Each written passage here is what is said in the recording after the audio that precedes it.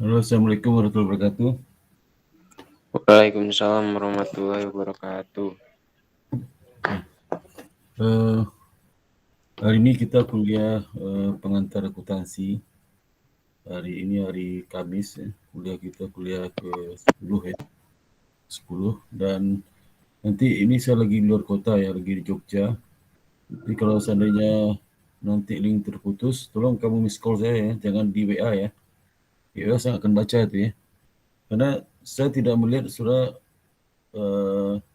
jangan terputus, saya nggak tahu karena waktu saya presentasi itu biasanya kan ketutup semua layar dengan PowerPoint saya. Ya kalau terputus tolong kasih di miss call saya. Putus, tolong mungkin saya akan masuk lagi ya. Di beberapa kali, 2 kali kelas sebelumnya juga gitu. Terputus WA saya. WA saya mana saya baca kan, saya terusnya ngajar. Karena saya nggak tahu terputus apa enggaknya ya. Jadi kalau saya ngajar di Meet ini, kalau Google Meet ini, kalau seandainya saya ngajar, PowerPoint saya buka, saya ngeliat wajah saudara ya. Tolong saya di miss call. Dengar, ngerti nggak saudara? Ya, Pak. Ngerti nggak? Ngerti Pak. Kalau suara pelan ya, kenapa itu? Suara nggak begitu kedengeran, pelan suara kenapa itu? Suara mengerti nggak ya? Ngerti, Pak. Ya, sekarang saya langsung kuliah ya. Iya Pak, ngerti Pak.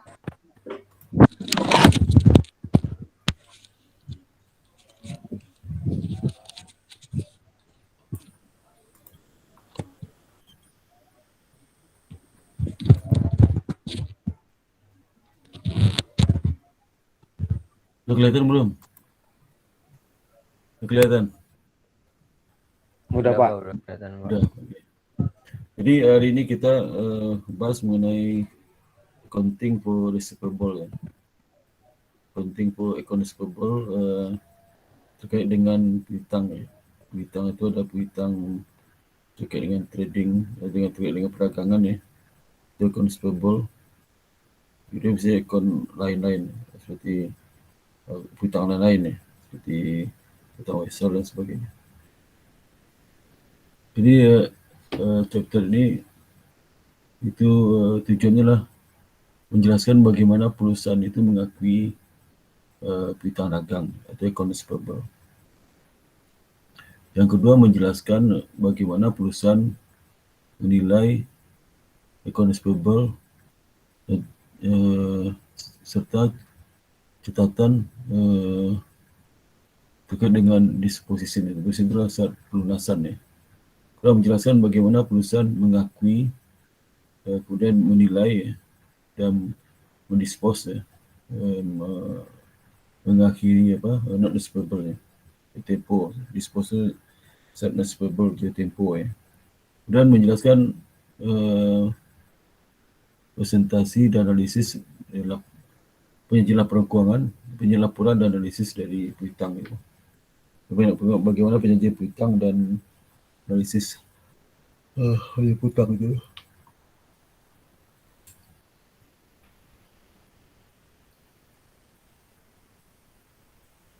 Yang pertama kita lihat bagaimana perusahaan mengakui accounts receivable ya. Jadi term receivable itu mengacu pada jumlah yang akan tempo baik individu atau perusahaan ya. Dari individu atau perusahaan. Individu si customer yang sebentar ya.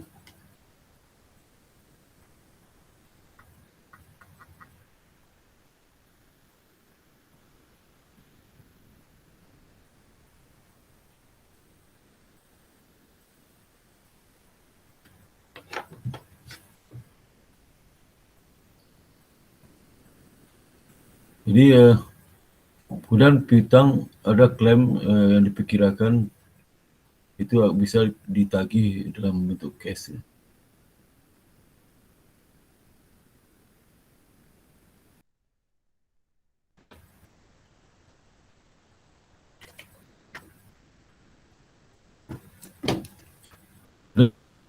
Receivable itu sangat penting ya pengelolaan piutang itu karena itu akan akan berpengaruh kepada likuiditas perusahaan. Jadi sebagian cash yang terima dari pendapat penjualan ya, pertama penjualan tunai sama penjualan kredit. Nah, kalau perusahaan itu sebagai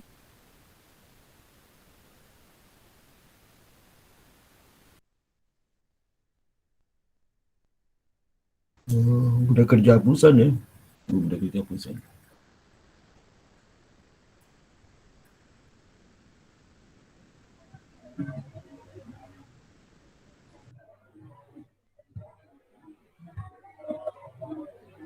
Piutang itu menjanjikan satu merupakan perjanjian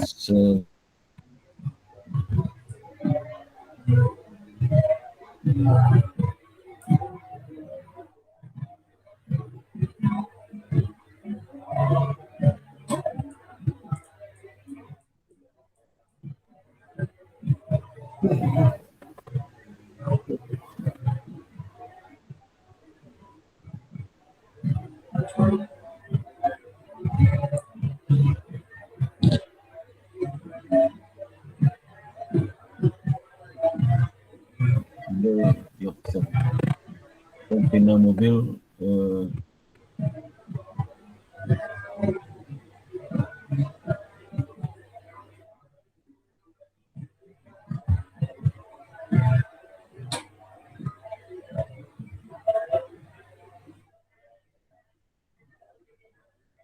Suaranya nggak ada, Pak.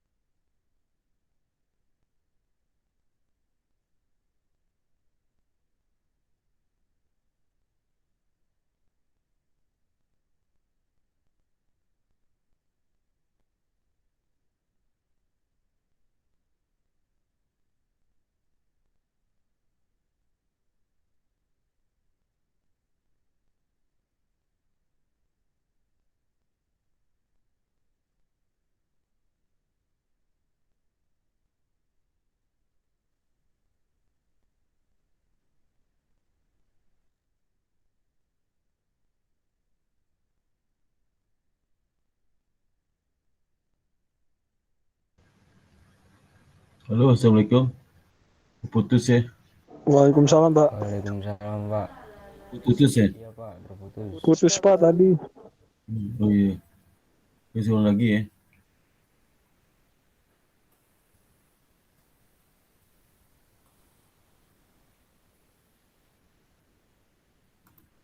Di jarangnya nggak itu. Saya lagi di Jogja di lantai 3 hotel nggak parah jaringan sini.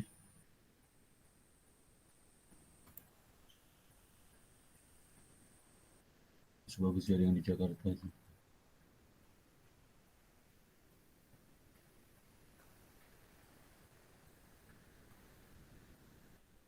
Udah kelihatan belum PowerPoint-nya?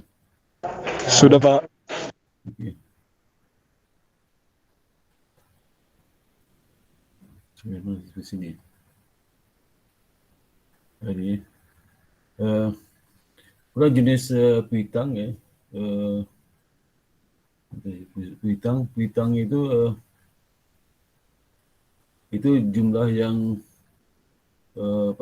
yang akan bertempo dari individu dan perusahaan yang diperkirakan yang bisa ditagih ya, bentuk cash.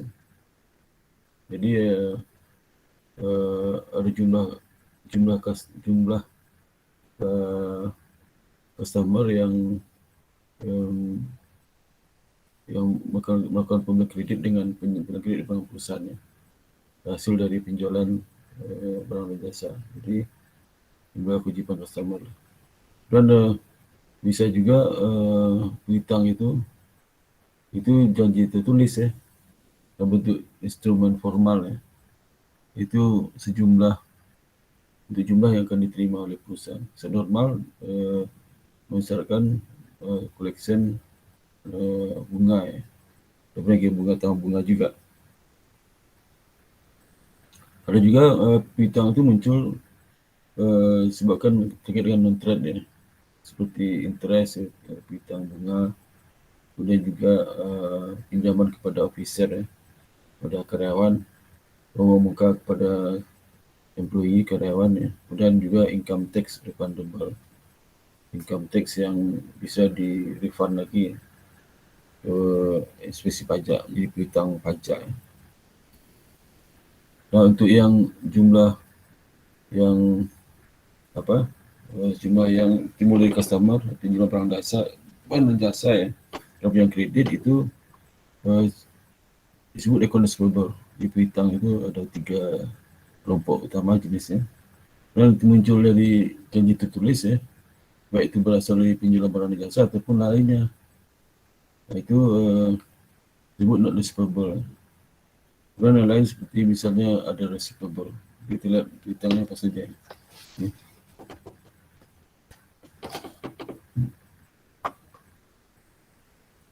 Nah, pengakuan dari account receivable. Jadi misal organisasi jasa mencatat piutang pada saat dia melakukan jasa on account, jasanya itu belum diterima tunai, di kredit ya. Dan kalau perusahaan merchandiser, perusahaan dagang ya, itu mencatat account receivable pada saat dia melakukan penjualan ya, barang dan jasa secara kredit ya. Jadi si penjual memungkinkan menawarkan diskon ya, untuk percepat pembayaran dari si customer, supaya customer membayar lebih cepat, diberikan diskon. Jadi diskon itu kalau dia membayar dalam masa diskon, maka nanti dipotong pembayaran dari nominal tagihan itu.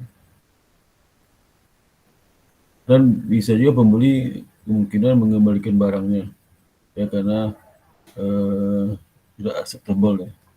Seperti penjualan return mengurangi itu receivable ya. Nah, pengakuan piutang itu contohnya seperti berikut ya.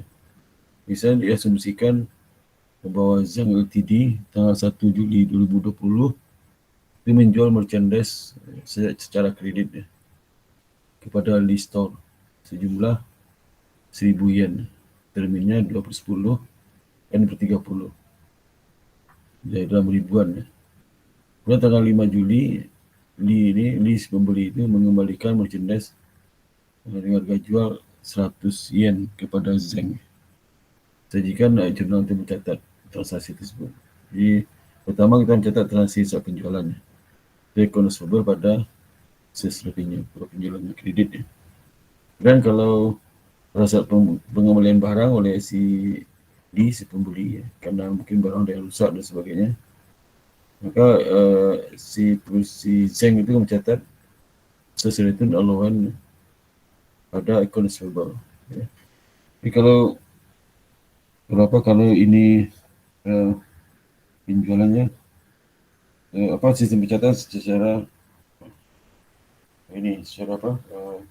periodik ya.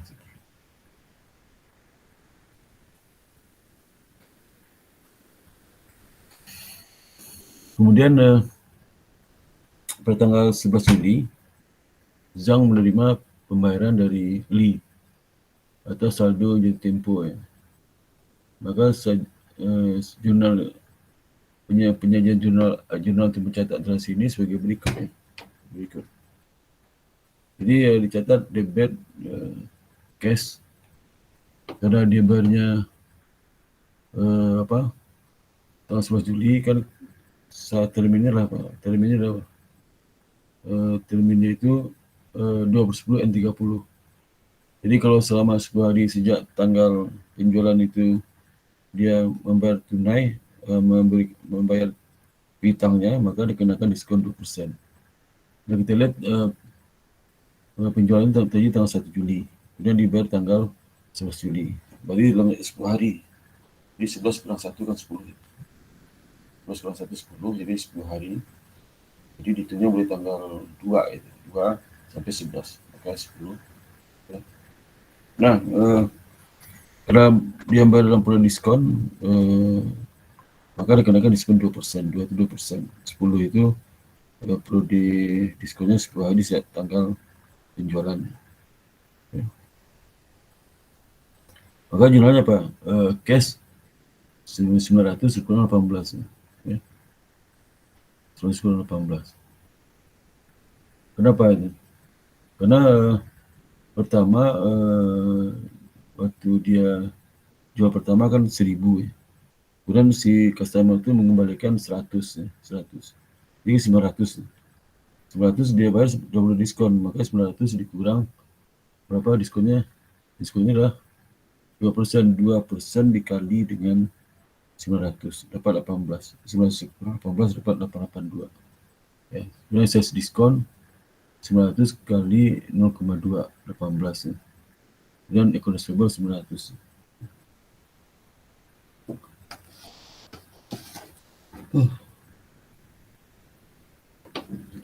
Lu sudah ngerti nggak ya? Halo? Halo, apakah sudah ngerti? Ngerti, Pak. Halo? Nah, kemudian oke. Kemudian contoh berikutnya ya. Beberapa pedagang eceran itu menerbitkan kredit cardnya ya. Pada saat Anda menggunakan retailer credit card IKEA, itu contoh ya. Maka pedagang itu akan bagi bunga atas saldo jatuh tempo. Jika tidak membayar di dalam periode tertentu ya, seperti biasanya 25 sampai 30 hari sejak tanggal transaksi.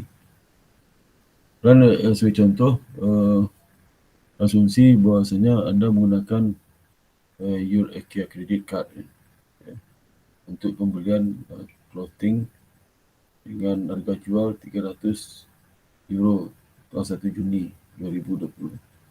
Kemudian ayat ini digunakan untuk mencatat transaksi ini adalah sebagai berikut.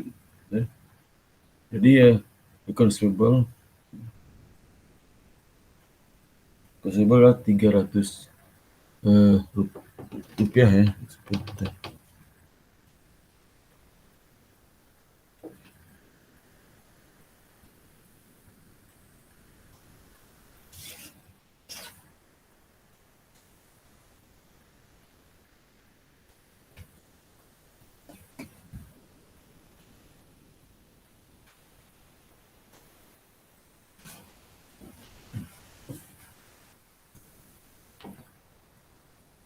Jadi tahun sejudi itu dia mencatat considerable 300 ya.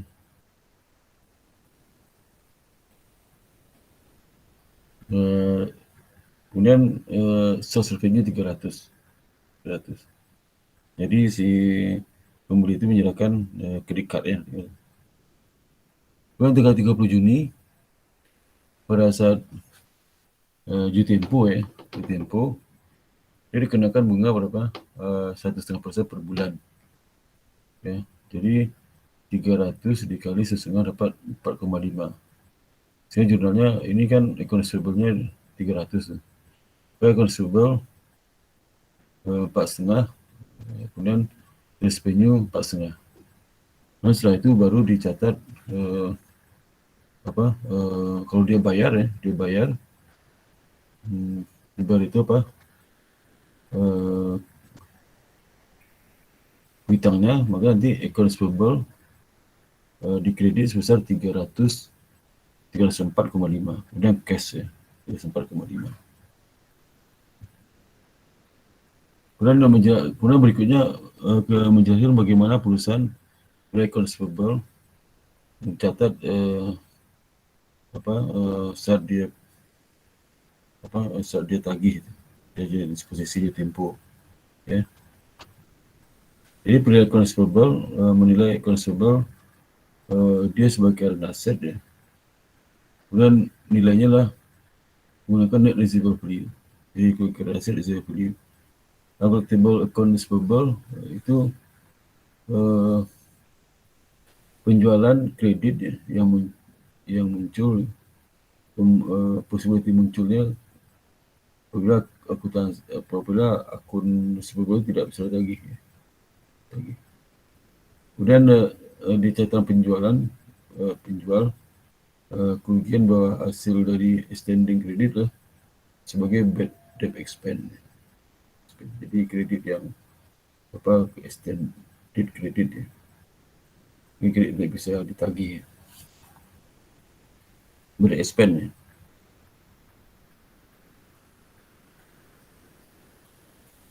Jadi akuntansi untuk mencatat collectible account itu pertama bisa menggunakan direct write-off method ya. Jadi metode direct write-off langsung dicatat write-off ya saat terjadi benar-benar tidak bisa ditagih. Nah, kondisi ini di mana kalau menggunakan direct write-off method maka tidak ada matching expense terhadap revenue. Kemudian piutang tidak dinyatakan pada saat sesuai dengan net receivable value. Kenapa? Karena piutang itu kalau dia sudah tidak tagih baru diakui sebagai bad expense. Tapi kalau masih belum bisa, kalau masih belum ada pembayaran ya, meskipun kemungkinan ditagih tetap jadi piutang. Kemudian untuk tujuan pelaporan keuangan, metode ini tidak dapat diterima, tidak bisa diterapkan. Jadi secara akuntansi untuk hutang dagang yang belum dapat ditagih itu hanya bisa dicatat menggunakan allowance metode cadangan. Nah, metode cadangan ini matchingnya lebih baik, matching expense dengan revenue lebih baik ya, dibandingkan dengan metode direct write-off method. Kemudian piutang dinyatakan at cash ya, itu sebesar net receivable value, betul-betul dapat ditagih. Nah, kemudian juga piutang dinyatakan disyaratkan untuk financial reporting tujuan financial reporting purpose ya.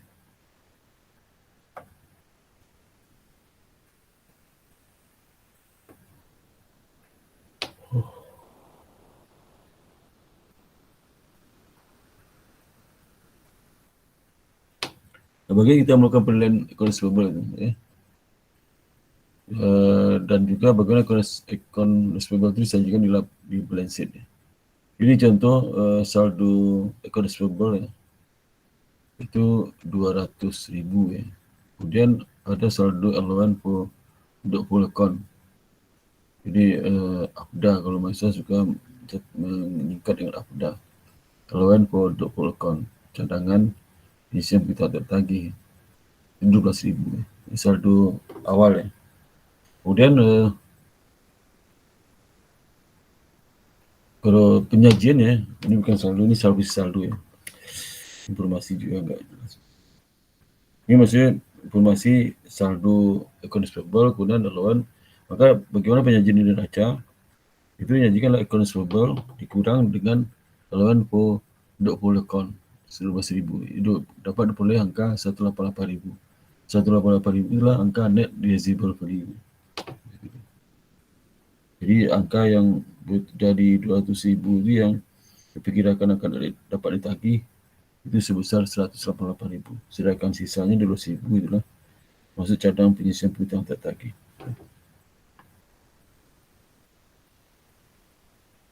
Atau bisa juga disajikan seperti berikut ya.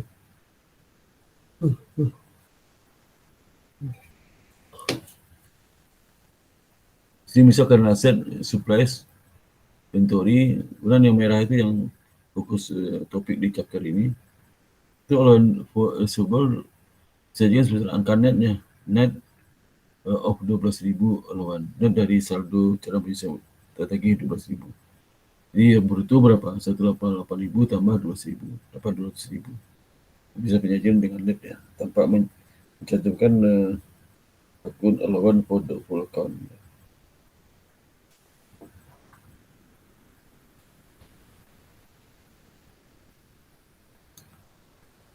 Jurnal itu mencatat penjualan 100 ya.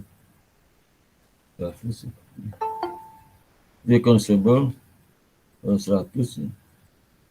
Kemudian lagi masih ada nggak itu?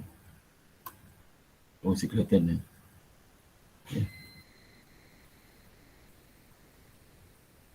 Ini putus jaringan. Jadi jurnalnya lah accounts payable 100, kemudian revenue 100 ya. Sehingga accounts payable bertambah 100 plus revenue tambah berapa? 100 juga. Masih.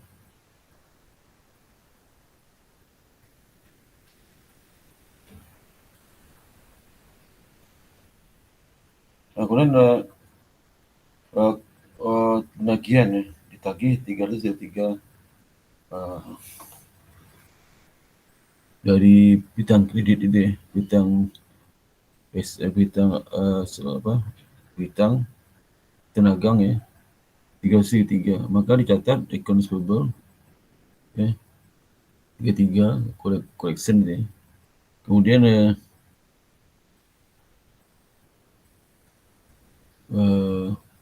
lalu tidak berubah karena kan ini cash consumer, jadi consumer yang bertambah, yang berkurang. Kemudian dipikir adjustment 15 euro untuk estimated bad debt spend, maka dicatat bad debt spend pada loan for the full account 15. Jadi boleh dari kalau kita posting buku besarnya bad debt spend, bad debt spend kan loannya kita lagi bahas allowance for the full account. Di kredit 15, sehingga saldo allowance for the full account adalah 40 ya. Dan saldo account receivable sekarang 267. Dan saat write off collectible account, jadi lebih account di write off 10 karena mungkin betul nggak usah tagih ya.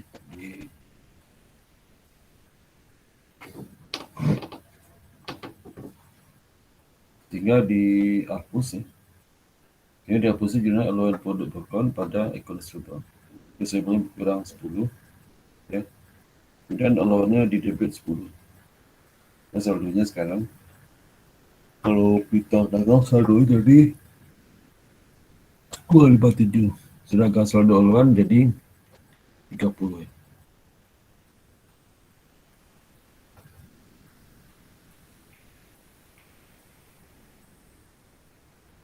Kemudian berikutnya basis supplies ya, statement of financial position parsial. Jadi karena aset jadi consumable tadi berapa? 257 kan, 257 dan dikurangi dengan APDA 30. Sekarang APDA net reserve value jadi 227 ya. Dan metode direct dan untuk collectible account-nya direct. Jadi misalnya ini metode ini kan tidak dibolehkan di secara akuntansi, tapi tetap kita pelajari. Saya sudah mengetahui apa metode ini. Ilustrasinya diasumsikan bahwa Ordenco telah menghapus bukukan saldo utang atas nama Doran itu nilainya 1.600 ya. juga uncollectible on the 7th of December. Badan mencatat jurnal sebagai berikut tanggal 2 Desember itu sebenarnya jurnal ber-expand ya, pada akun sebuah hutang langsung karena dibutuh langsung, tidak ada akun cadang keluarnya, nggak ada, abdanya nggak ada. Langsung catat abda di kredit ya. Itu akun sebenarnya langsung di kredit akun sebuah bukan abdanya. Dan unless but debt loss itu insignificant ya. Either on off method is not acceptable for financial reporting tujuan laporan keuangan. Dia tidak diterima secara akuntansi. Maka kedua metode allowance untuk uncollectible account. Di perusahaan bisa mengestimasi uncollectible account receivable. Jadi mendebit by the expense dan mengkredit allowance for the full account. Dan juga perusahaan mendebit allowance for the full account dan kredit allowance receivable. Pada saat akun tertentu itu di write off sebagai uncollectible. Akun tertentu dari akun debitur sih. Ini contoh misalnya Hamson Furniture itu memiliki pinjam kredit 1,2 juta euro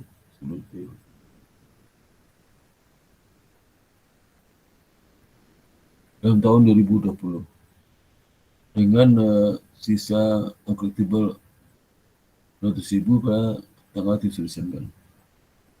Manajer kredit mengestimasikan bahwa 12.000 dari saldo dari pinjam ini tidak bisa ditagih.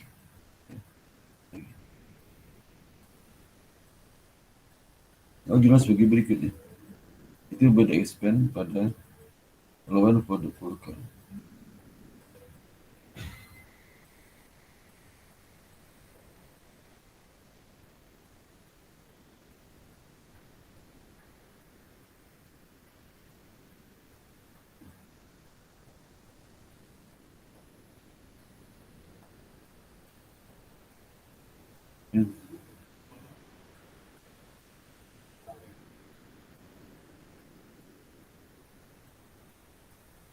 Sehingga itu 12.000 ya. Jadi kan ininya 12.000 nih. 1.000 sehingga penyajian neraca lah receivable 12.000 pada lawan for the full account 12.000. Dan kita misalkan lagi ya, direktur keuangan Hamson Furniture telah menyetujui untuk men off saldo piutang 500 atas nama tanggal 1 Maret karena tidak bisa lunasi ya. Maka nanti mencatat penghapusan itu sebagai berikut ya.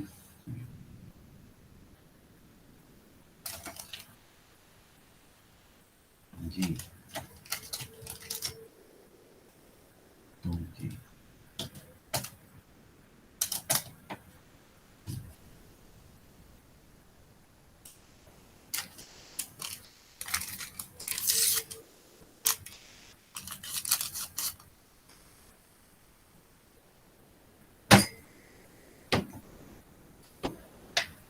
Tadi.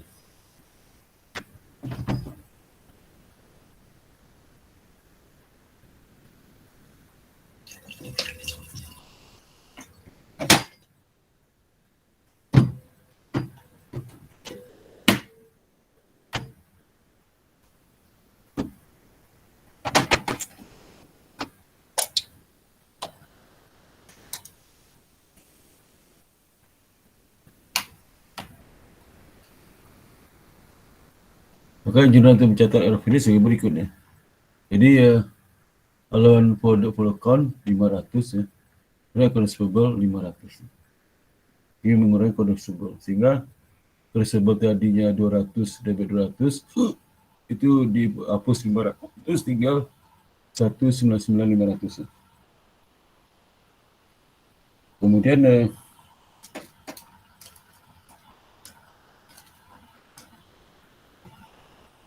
Kemudian cadangan produk Volcon itu di debit sebesar 500, sehingga seluruh cadangan itu jadi 12.000 dikurang 600 jadi 11.500. Ya. Lalu recovery uncollectible account, artinya pada saat sudah dihapus itu sudah bayar lagi, ya. Bayar lagi. Maka pertama judulnya adalah account receivable dikembalikan dulu pada equivalent produk Volcon. Jadi dikembalikan, ketika sudah dihapus account receivable di kredit, debitnya lawan produk Volcon. Kembalikan lagi, kemudian perlu catat penerimaan cash dari account receivable. Ya, ada jurnal ya, dapat lagi ya dengan pesan itu.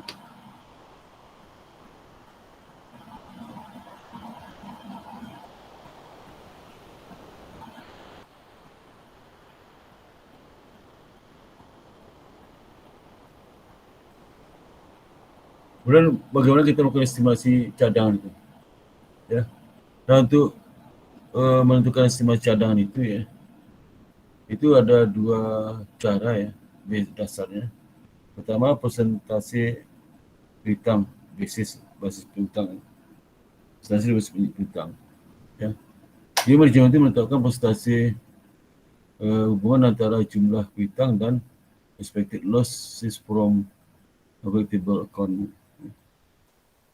Jadi jumlah bad expense yang harus dicatat adalah perbedaan antara saldo recurring balance and existing balance dalam balance account.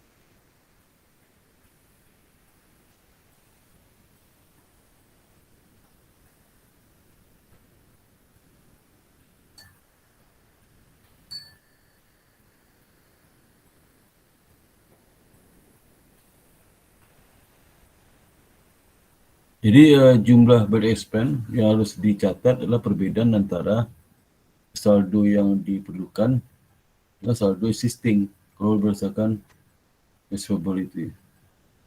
Jadi relevant accounts ya. Contohnya misalnya gini,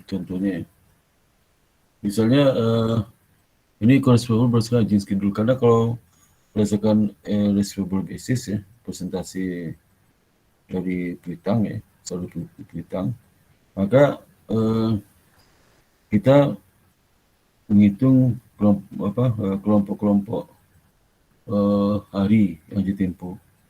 Ini contoh misal seperti ini, di perusahaan ini ada kelompoknya, pertama berusia tempo ya, kemudian sudah tempo 1 sampai 30 hari, itu kelompok yang sudah tempo umurnya 31 sampai 60 hari, dan kelompok tempo yang umurnya 61 hari sampai 90 hari. Dan umur temponya sudah berumur di atas 90 hari. Ya. Nah, itu misalnya untuk debitur itu others itu saldo piutang 600. Dari 600 ini sudah tempo 1 sampai 30 hari itu 300. Sudah tempo 1 sampai 90 hari itu 200. Dan sudah tempo di atas 90 hari itu 100. Dan kalau piutang bors ini 300, semua boleh tempo 300. Masuk kolom boleh tempo, not yet do tempo. Kemudian biaya cost dari 40 itu dari tempo 1 sampai 30 hari yang lalu. Kemudian dari 200 sisanya dari tempo umurnya 31 sampai 60 hari. Kemudian OL recur itu total 700 ya, dimana biaya tempo 500, 200 sudah tempo ya. Dan 12 bat 600 ya, 300 dan sudah tempo sekitar 1 sampai 60 hari. Kemudian apa 90 hari, di atas 90 hari 300 ya. Yang lain 36 950 itu, jadi yang lain itu artinya tidak di beberapa debitur yang mungkin nilai saldonya kecil ya, yang besar mungkin ada 5 ya, sisa kecil. Ya. Yang kecil itu dikelompokkan yang wajib tempo yang punya tempo 26 200, yang sudah tempo 1 sampai 30 hari itu 5.700 ya. Kemudian yang saya tempo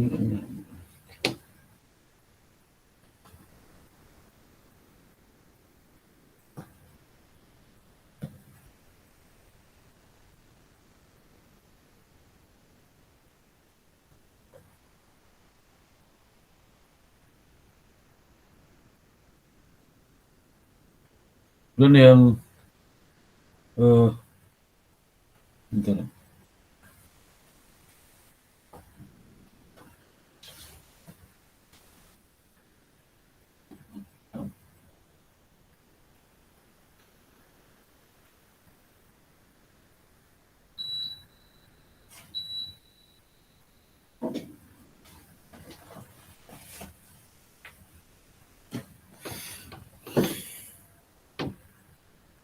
Nah itu yang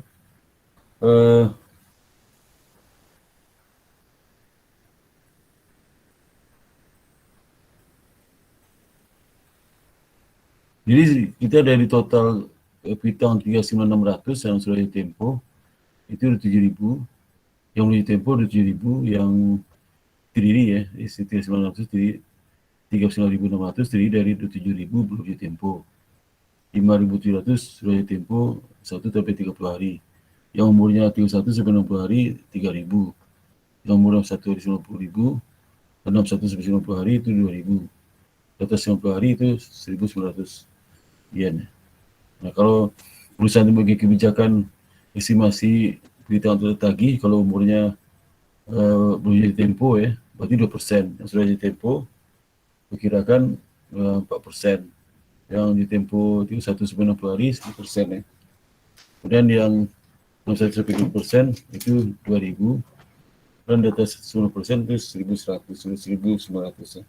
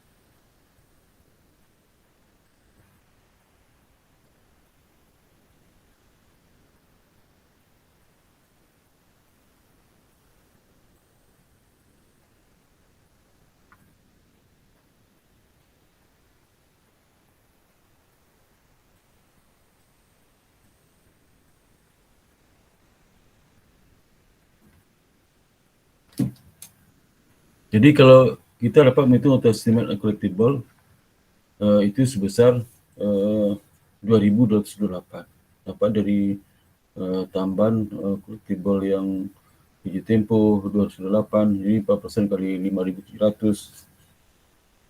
Kemudian yang 300 dapat 10% dari 3.000, 2% dari 2.000, 400, 40% dari 1.900, dapat 760 ya. Dia dapat 2.208. Nah inilah saldo AFDA,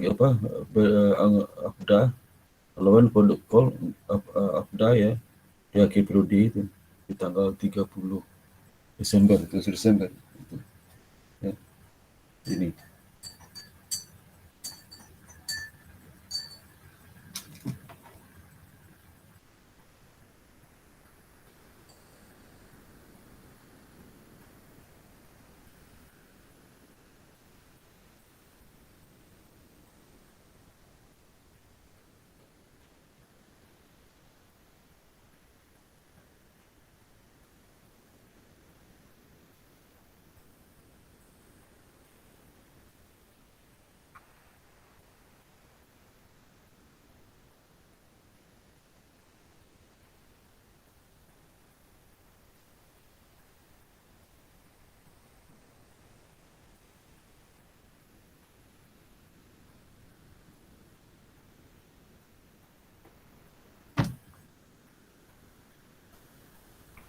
Nah, jadi karena saldo diperlukan 2.208 ya, yang saldo AFDA itu awal tahun ya, berapa 528 ya, maka diperlukan apa adjustment ya, di saldonya kredit balance 528 ya. Maka berapa balance nya supaya jadi kredit 228 itu 228 dikurang 528 dapatnya lah 1.700 supaya saldo awal 528 itu menjadi saldo akhir 228 yang diperlukan saldo 228 ya, akhir hasil perhitungan tabel tadi. Maka diperlukan yaitu penyesuaian pada expense-nya 1.300 lawan perlukan di kredit lagi 1.700 ya. Jadi sehingga saldonya dapat 228 ya.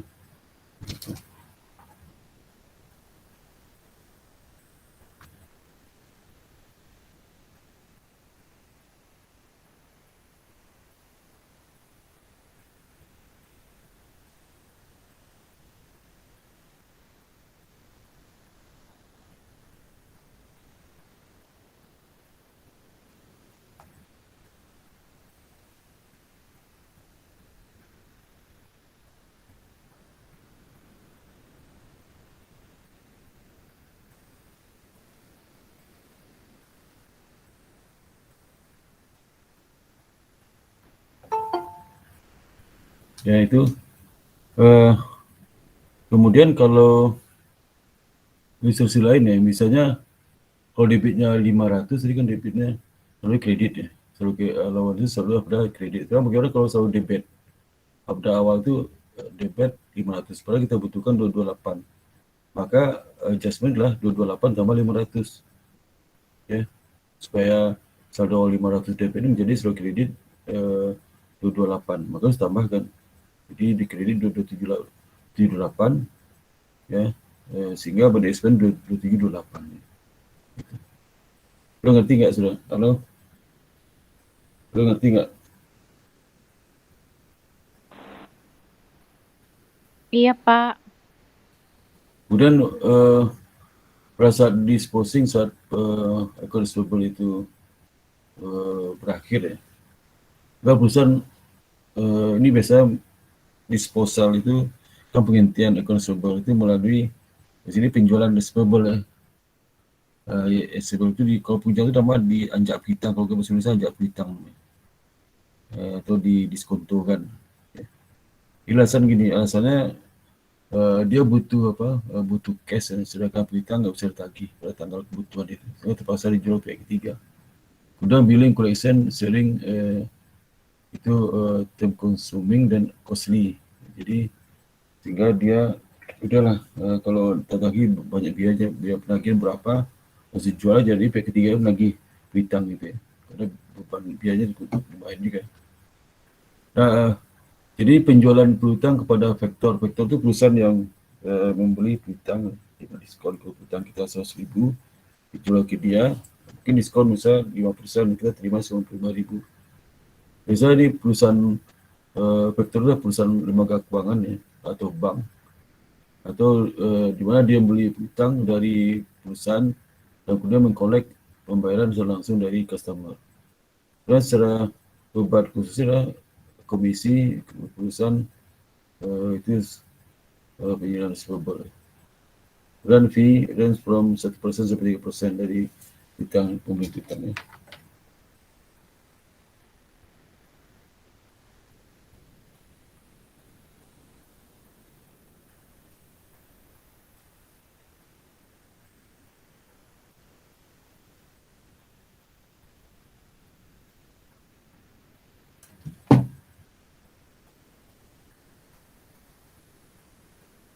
Jadi fee range dari 1% sampai 3%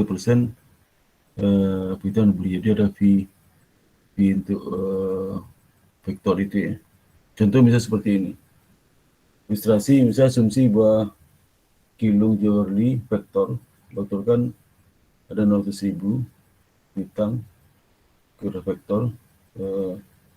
Vektor menilai ada service charge beban jasa 2% dari jumlah yang dijual piutang itu.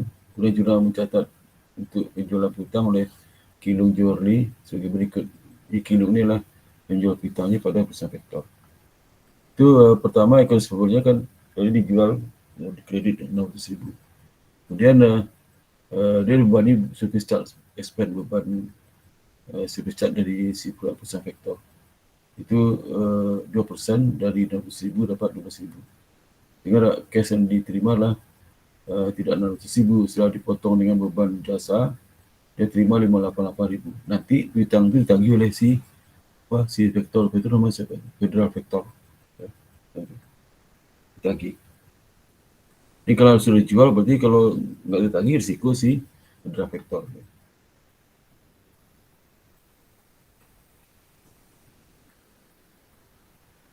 Kemudian bisa juga national credit card sales penjualan credit card ya. Jadi kita itu membayar card dari si benefit fee 2-7% dari invoice price. Lalu dicatat sebagai penjualan cash. Keuntungan dari bagi pedagang lah penerbitan credit investigation customer. Dan juga si user memelihara akun customer supaya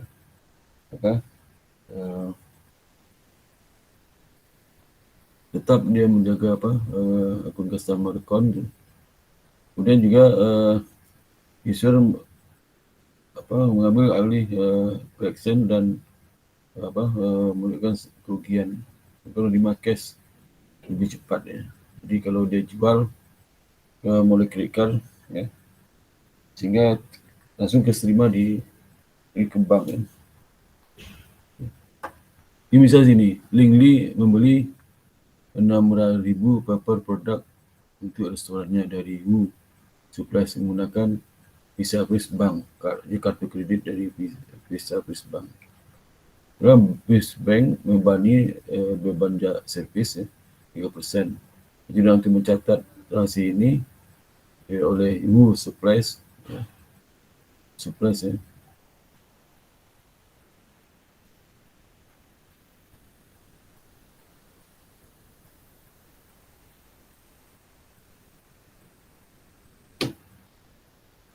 Wu Supplies ini kan yang menjual kepada si Lingli.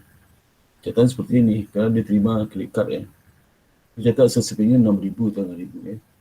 Kemudian nanti dia dikurang si customer itu dikurangi beban kredit kartu kredit dari 3%, 180, maka cash terima 5820 ya.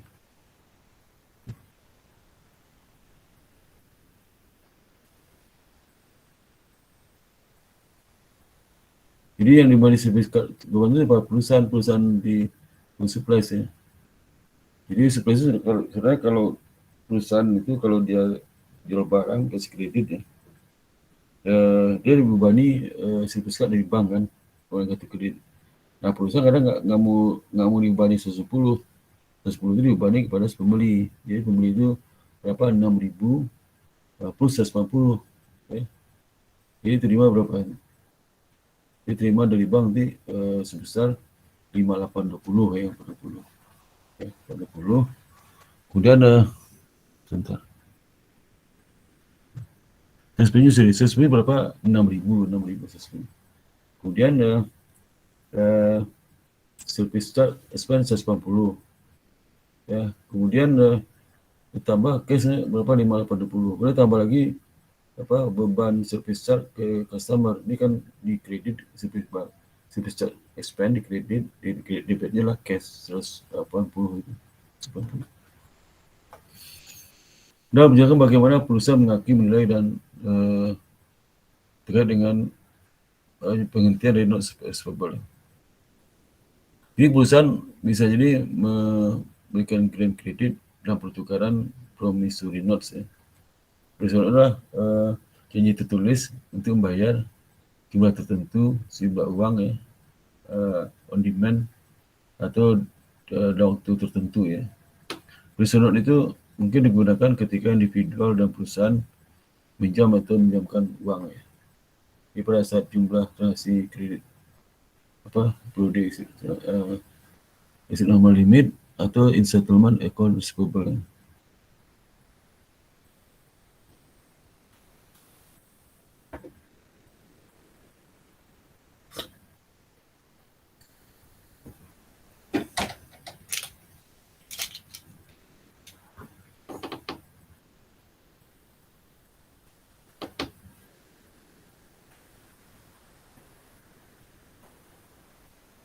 Jadi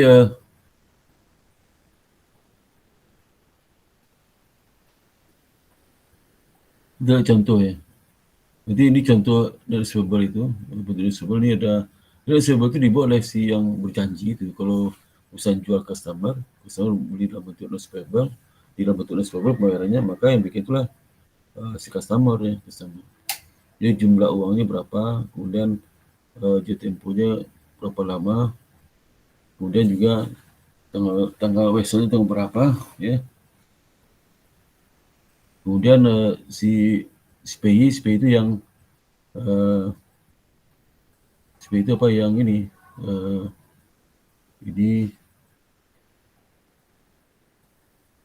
yang itu yang meminjamkan uang ya, yang debitur lah, debitur customer. Gitu. Nanti ditanggung oleh si itu si debiturnya tentang ya.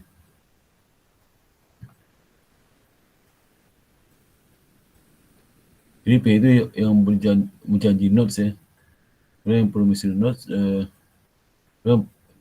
kepada si demaker. Ya. Jadi kalau yang kalau dia tertulis itu PI sebagai not receivable ya. Si pembuat jadi not payable ya, bagi sisi pembuat ya. Pembuat itu adalah si customer. Yang berjanji membayar itu yang bagi dia sisi dia adalah utang wesel. Kalau yang kamu terima tuh utang receivable, utang wesel ya. Ini untuk jatuh tempo ya. Jadi jangan dalam 3 hari ya. Kemudian on demand, on step date ya, in the end step period of time. Jadi termin di wesel ini bisa 6 bulan, bisa hari ya, bisa bulan, bisa hari.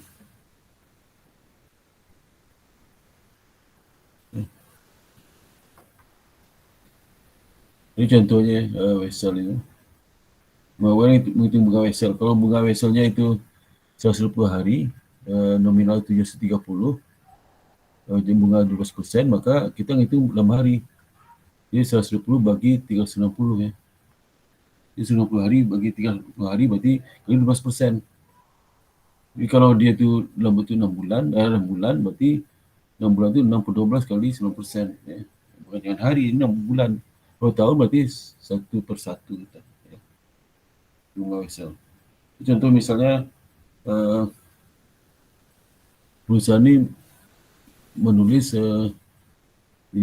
nominal 1.000 untuk 2 bulan. Promissory note 12%. Ya. Dan untuk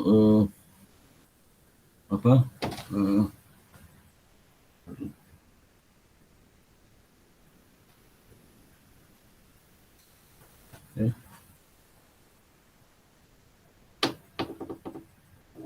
Ini untuk lunasi dari hutangnya ya. Ini dana adalah 1 Mei receivable pada account receivable. Account receivable itu lunasi oleh si customer dengan berjanji membayar 2 bulan lagi tanggal 1 Mei di temponya. 2 bulan lagi itu tanggal 1 Mei. Ya 2 bulan lagi berarti tanggal 1 berapa? Mei, Juni, tanggal 1 Juli. Nah, pada saat akhir tahun ya, kalau hitung bunga berapa? Ini bunga Juli, enggak ada sini. Jadi wesel itu dilaporkan di kondisi tipe lancar ya, tipe lancar. Kemudian case-nya adalah net reserve value. Jadi nanti ada vessel, kemudian APDA-nya ada juga pakai APDA ya, seperti piutang ya. Estimasi cash reserve value dan recording bad debt expense selalu sama seperti penghitungan accounts receivable. Dan saat vessel itu jadi tempo ya, perusahaan atau sebelum tempo perusahaan pengen mau sampai tempo atau bisa juga tidak mau sampai tempo sehingga seperti itu. Jadi ada honor of not receivable, ada dishonor receivable ya. Jadi kalau honor of not receivable itu kinerjanya dia bayar sesuai pokok bunga tempo. Kalau honor itu enggak, dishonor enggak, ada beberapa yang tidak dibayar ya. Ini contoh seperti misalnya Walter Collins Egli ya, itu 10.000 tahun 1 Juni itu menerima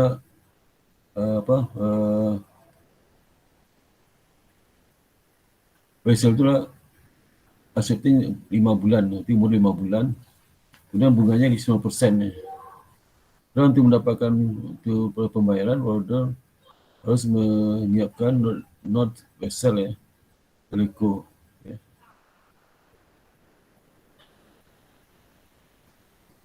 Di bank ya. Kemudian jika Walter menjanjikan not 1 November, maka mau tanggal kredit untuk mencatat penagihan sebagai berikut ya. Jadi ya not receivable ya, dia tempo ya, tambah dengan bunga. Bunga itu kan 5 bulan, 5 ke 12 kali 6%, kali 10.000. Dapat 375. Jadi terima lah, itu 375. Ilustrasi misalkan order ya kan financial statement 30 September ya. Ajudan untuk ajudan penyesuaian ya untuk 4 bulan. Kalau dia tempo berapa? Ini. Kalau bagi laporan keuangan 30 September ya. Berarti apa? Kalau 4 bulan kan tempo kan 1 Juni itu tempo 1 November. Berarti kalau September punya tempo. Nah, temponya baru 3 bulan kan ini. Sehingga 30 September dibagi ajudan penyesuaian atas piutang bunga. Receivable 10.000 kali 9% kali 412 ya. Haruskan dia berapa nih? Harusnya 5 bulan ya. 5 bulan ya. For month ending ya, September ya. 5 bulan ya. 1/5 ya. Ya, tempo 1 September. Temponya berapa? Tanggal 1 November ya. Ini. Namanya berapa nih? 5 bulan ya, 5 bulan ya. Bulan. Jadi pada 5 bulan kalau di laporan 30 September boleh tempo ya, tempo kan 1 November. Maka ada jenis penyelesaian dengan bunga berjalan ya, bunga berjalan. Okay.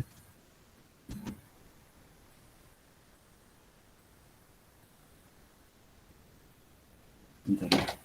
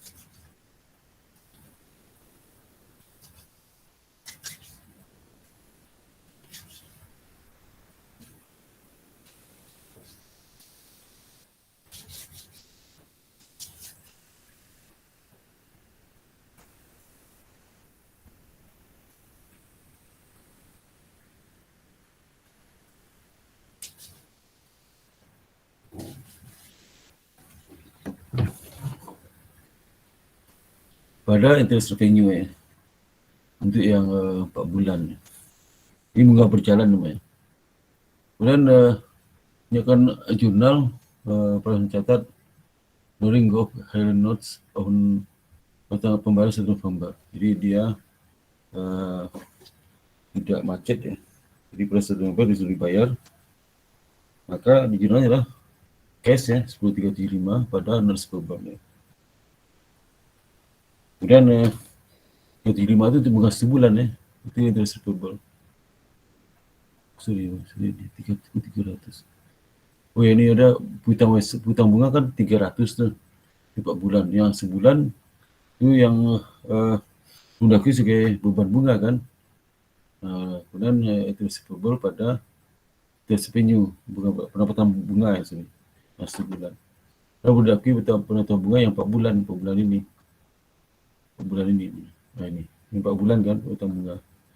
Dari tanggal 1 Juni sampai 30 September. Sedangkan 30 September sampai 1 November itu sebulan ya, September Oktober itu mendaki hutang bunganya ya.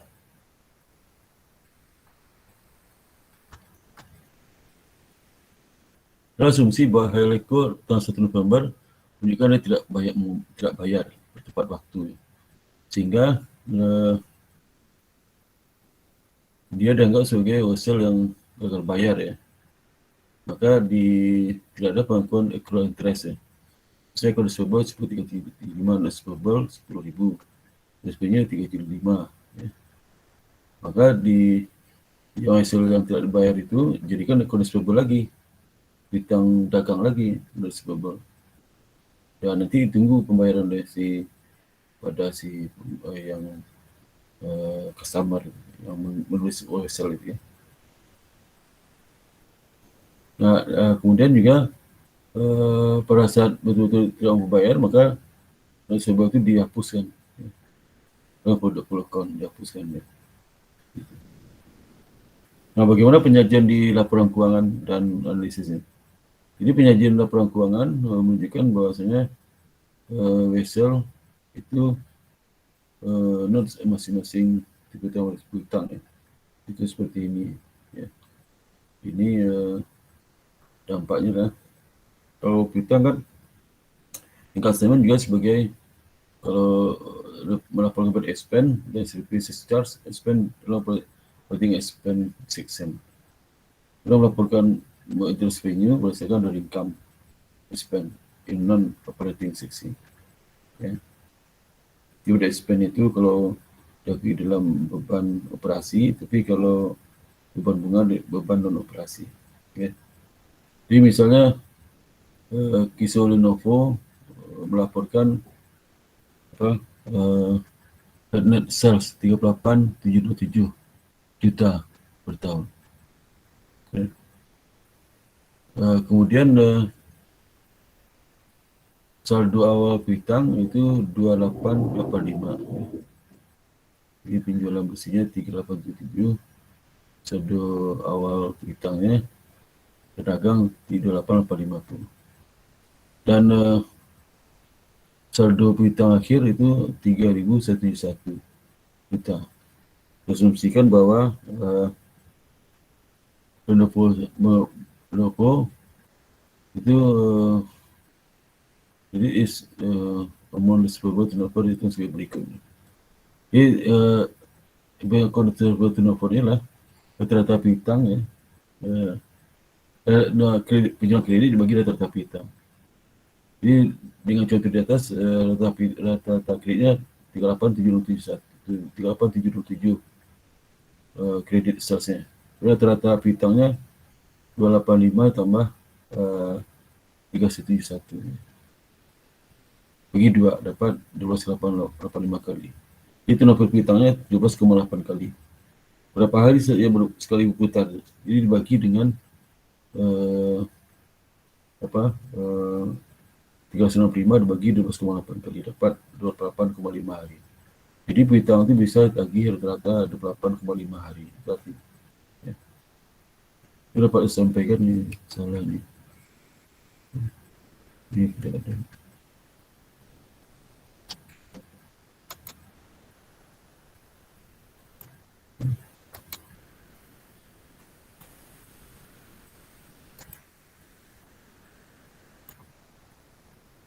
Ada pertanyaan sampai sini? Ada pertanyaan sampai sini? Ada pertanyaan di sini? Belum, Pak. Belum ya.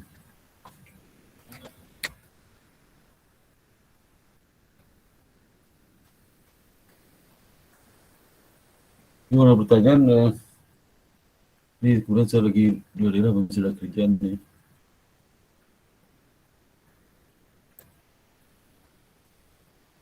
Kalau nggak ada pertanyaan,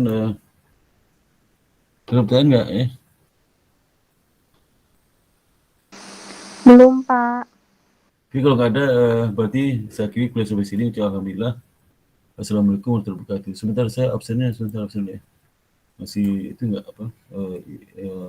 Kampus ya.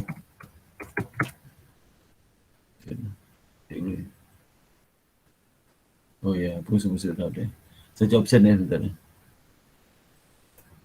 Bentar.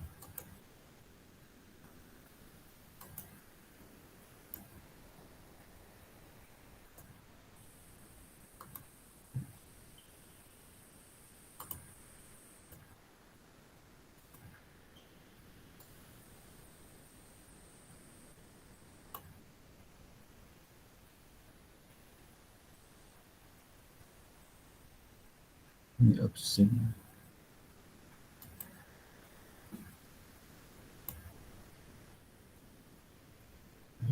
Pengantar akuntansi. Yes, ya.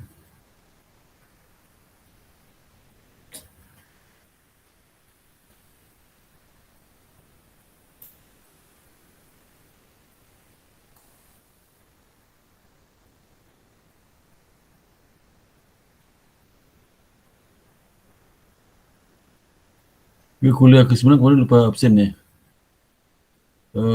Yang hadir siapa aja kemarin kuliah kemarin itu? Coba saya lihat di grup sebentar ya, Pak. Ya. Inanita hadir nggak Inanita waktu pertemuan minggu lalu?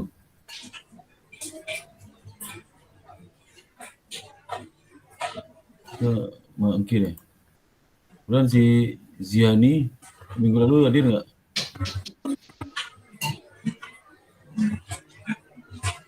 Kemudian Tintang hadir ya minggu lalu. Kemudian Ikro minggu lalu hadir ya. Leza Ikro hadir, Pak. Hadir. Hadir, ya, Pak. hadir. Minggu kemarin juga David, hadir. Bisa hadir, Pak. Jessica, Hadir, Pak. Zaki nggak hadir ya. Hadir Pak, hadir. Kemudian minggu lalu bukan hari ini. Nadia Hadir Pak. hadir. Hadir, Pak, hadir. Yulianti hadir tuh nggak hadir nih Yulianti. Minggu lalu bukan hari ini. Jabar ada nggak minggu lalu? Nggak ada ya. Nabila minggu lalu hadir. Hadir, Pak. Agung Ada, Pak. minggu lalu. Meli, Iya, Pak. Bapak, maaf Ah. tadi Lintang. Tadi kayak aku sama saya hadir ya, Pak. siapa namanya? Lintang, Pak, minggu kemarin sama minggu ini hadir. Ada, udah nih. Tadi itu saya bilang Lintang hadir mana? Iya, tadi soalnya sinyal saya jelek keluar sendiri. Ini nih, iya. Udah hadir. Dan si Yanti Zihan hadir nggak Pak? apa? Zihan. Nanti lagi. Kemudian si Jabar nggak hadir minggu lalu. Bila Agung hadir minggu lalu. Meli ada. Yulita ada nggak minggu lalu? Minggu lalu tuh. Ada, Pak. Renaldi Ada, Pak. Saya minggu lalu hadir. ya, jadi seulang lagi ya. Minggu lalu dia mana nih? Jadita nggak ada. Zian minggu lalu nggak ada ya. Hadir Pak. Minggu lalu hadir. Buka videonya, buka videonya. Hadir Pak, hadir. Video dibuka. Pak. Dibuka videonya. Kalau nggak buka videonya nggak usah akui, nanti saya cek di rekaman kelihatan. Jadi kalau nggak buka video nggak usah akui hadir ya. Saya Pak yang dada Pak. Ya. Kemudian siapa lagi itu yang ya itu ya. Kemudian yang minggu kemarin. Sekarang ya. Sekarang Karena kita kemarin ada kebakaran di itu. Menyebabkan AT kita agak terganggu ya. Ke-10 ya, ke-10. Hari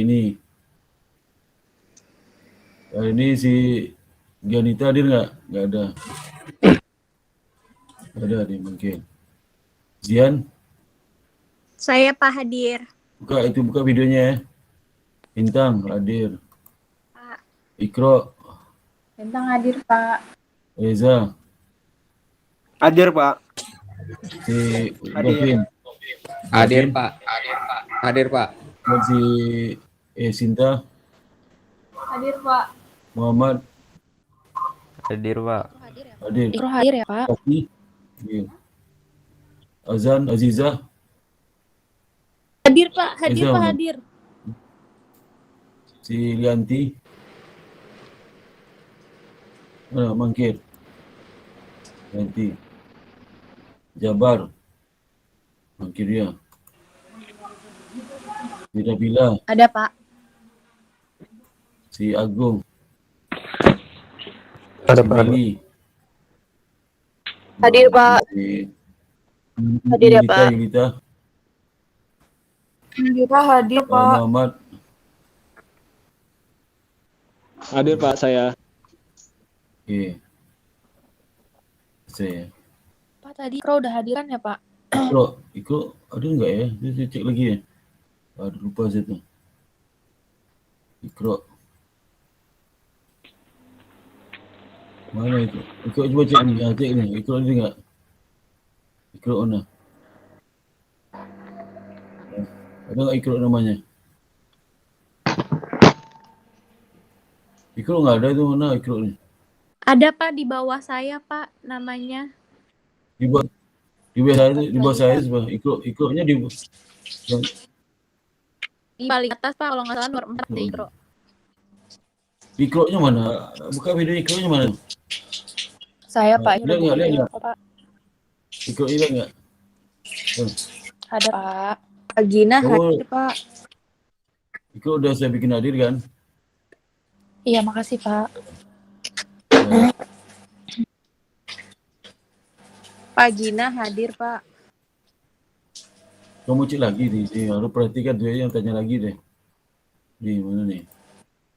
Nih, dia ulang lagi satu nih, lihat yang ada tanya lagi tuh, nih. Nah, Gina nomor 1 saya hadir, Bapak. siapa? Si Gina. Gina mana nih? Ya Gina. Ini, Pak, saya. Baru tutup sih videonya. Nah, Gina. Siapa lagi tuh? Ini ada semua. Ya. Si Lianti nggak ada nih. Udah ya? Udah absen. Nah, dengan demikian saya ucapkan sampai sini maaf lahir batin ya. Oh sorry. Kira lagi pertanyaannya? Ada pertanyaan sampai sini? Cukup Pak. Cukup ya. Si Muhammad Radi ada nggak orang? Radi ada. Si Zian mana? Zian. Buka video semua foto nih. Buka videonya ya. Hitung ya sebentar. Ada belum masuk nih. Sebentar saya change layoutnya.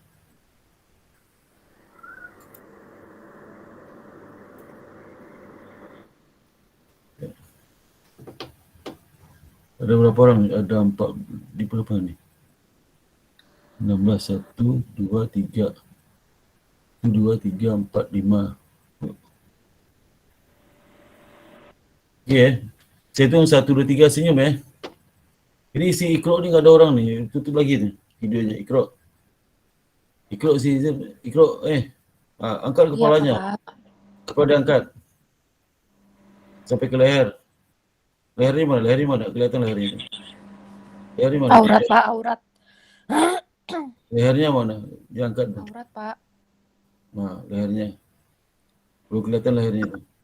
Aurat, Banyak Pak. leher yang kelihatan nih. 1, 2, 3 ya. Bentar saya cek dulu hasilnya. Ya.